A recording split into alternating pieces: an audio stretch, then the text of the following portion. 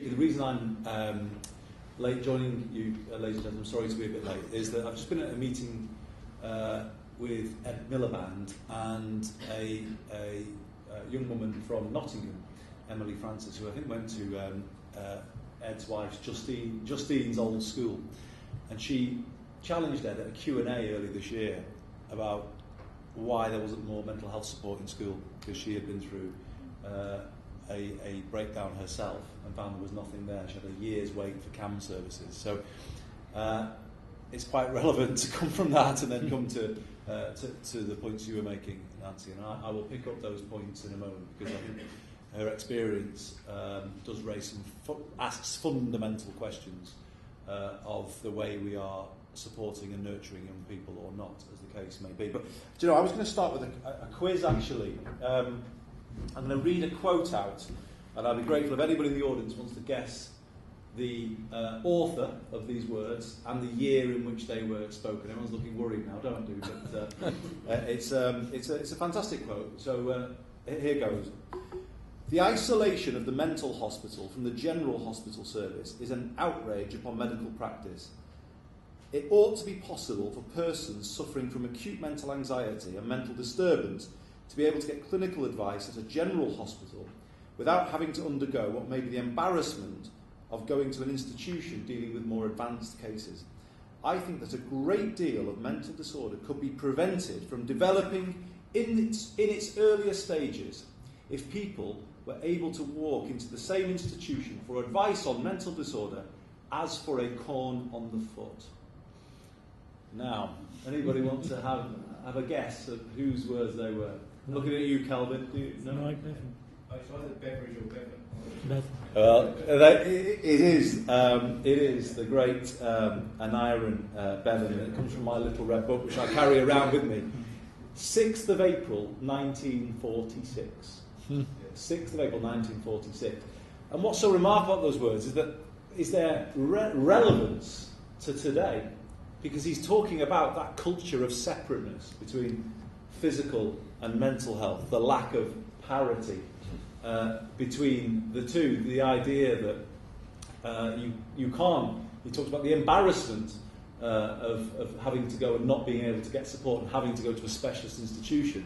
That whole question of the stigma of mental health only just really kind of coming to the fore in the parliamentary and public debate.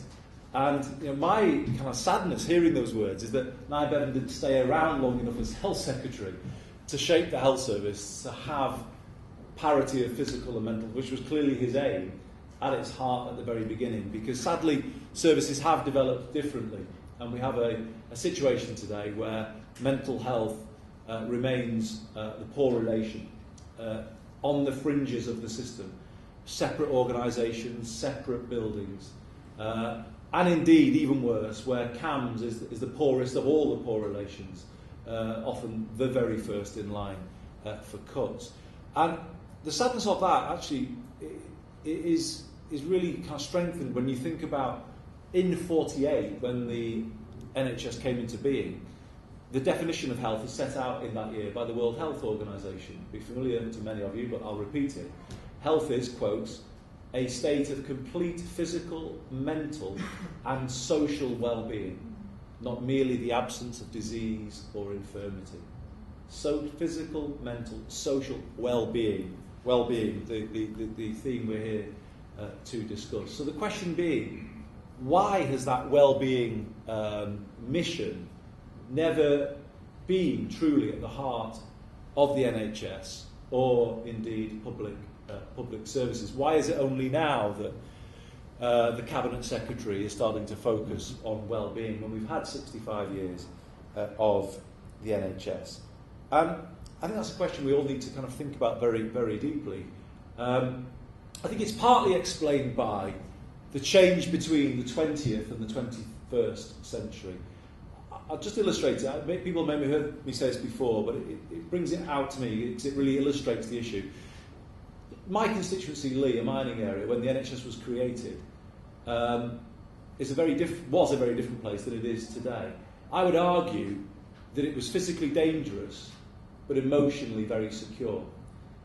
because people did very dangerous work, and because underground in the mines it couldn't be every man for himself, otherwise everybody would be sunk. People learned to lock arms and stand together. Very, very strong sense of obligation to each other, of solidarity.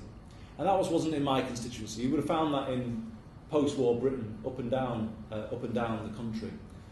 And my analysis is that 21st century life is the opposite, actually, of that era. I would argue that our lives are physically much safer. Our work isn't going to put us in harm's way, by and large. But emotionally, our communities and our family lives are far less secure. People are living much more stressful, insecure lives. Their work doesn't give... Being a miner then was dangerous, but it was probably a job for life. Whereas people today don't have that security in their life. People maybe are caring for older relatives in a way that they weren't back then. You know, the pressures that modern living is placing upon people means that mental health and well-being has to move from the fringes of our system to the heart. Otherwise, we won't meet 21st century challenges. And that does require us to fundamentally rethink how services are provided. But the other reason why I would say we haven't, till this point, really kind of had a system with well-being at its heart is because back at that moment, the social side of care was excluded from the original NHS settlement. And I would argue that that has allowed over time a very medical model to develop in the way we think about looking after people, a treatment model rather than a prevention model. You know, the social is prevention. It's the support that people need day in, day out to live their lives. Simple support. And if you think about those three things, those three pillars, physical, mental, social, I would actually turn them round, actually. Social, mental, physical. Because if you don't give people good social support in their everyday lives, you then find that you may affect their mental resilience. And when their mental resilience is affected... Attention. This is a message from the police control room, Cannon Row. The incident in Derby Gate is now cleared. Oh, thank God for that.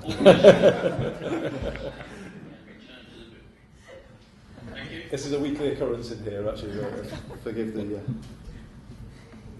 levity. If you don't give people social support, they may become less mentally resilient. And if they're less mentally resilient, they then become run down, physically unwell. And yet we have a system that focuses on the end of that rather than putting the support in earlier on. You know, and that's what's got to change.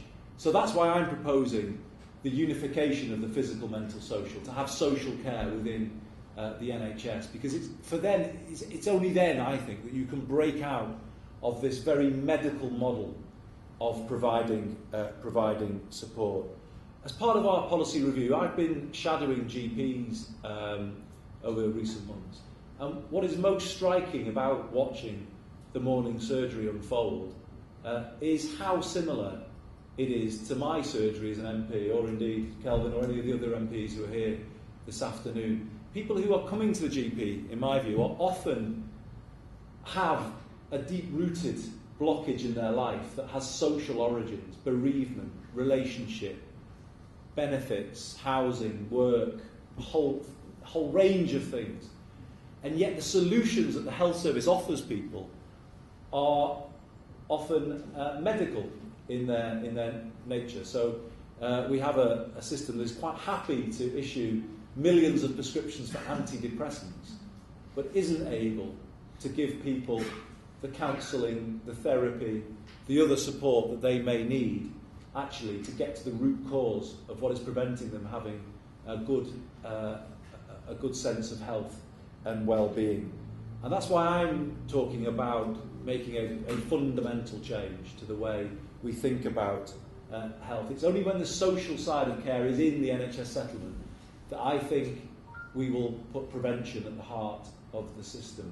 You know, it's not in the DNA of the NHS, because it's been told all these years that it's when people can't cope socially that then they become the responsibility of the NHS. Until then, it's a council's responsibility.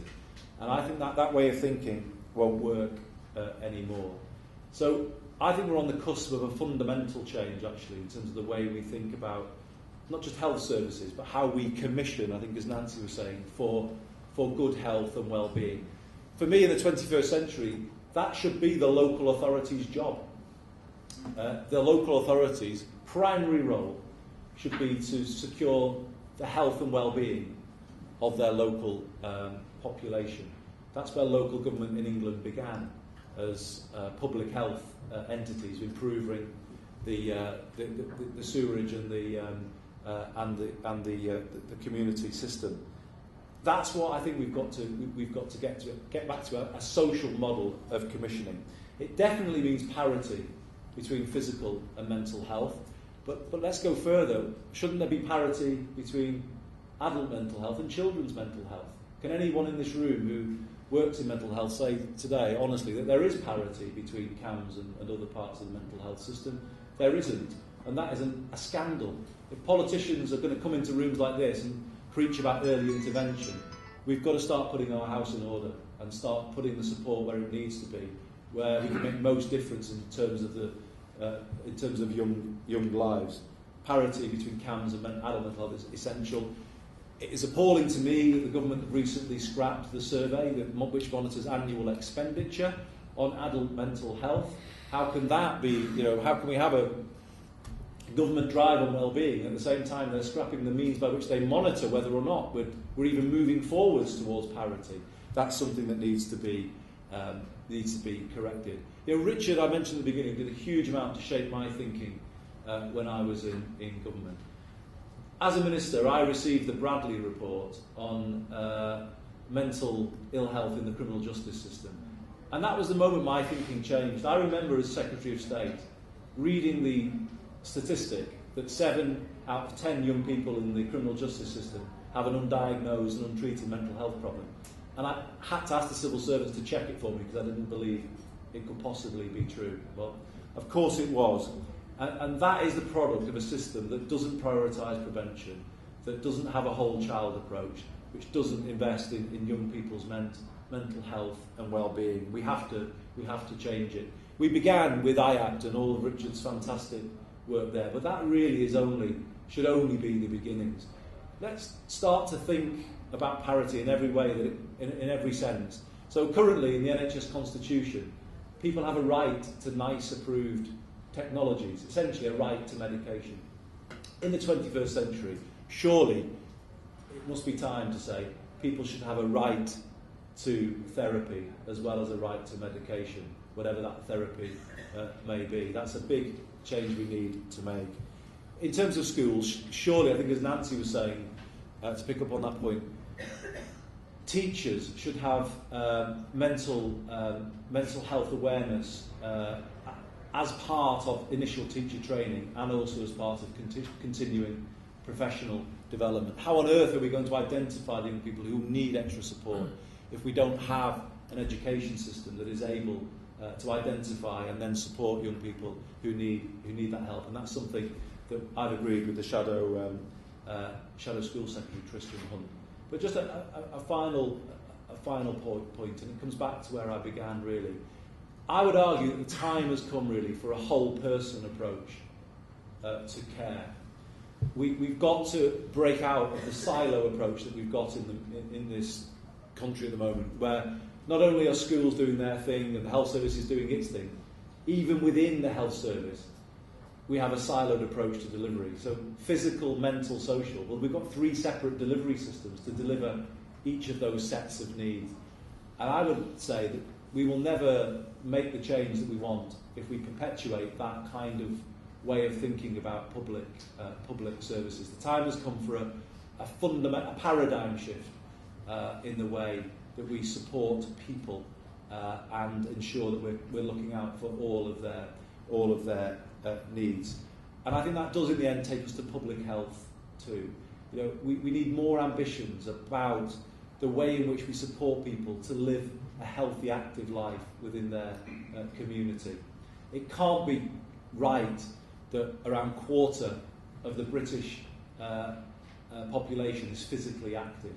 I would argue that a good physical activity policy is the first stage in a good mental health policy. If we are supporting people to be more physically active, we all know that they will then feel more in control of their own life and then better able to make healthier choices in life. And I think this has got to run right across public policy in terms of its across the spectrum. So, quick run around the thinking that's shaping where we're going with things.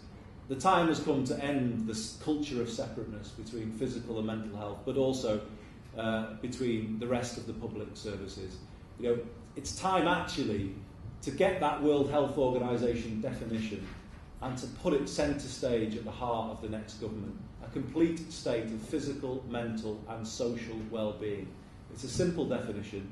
We now need public services that are set up to deliver it. And that is what the next Labour government will have at its heart. So thank you very much for listening. I'm glad to be here to support the launch of this excellent document. Thank you very much.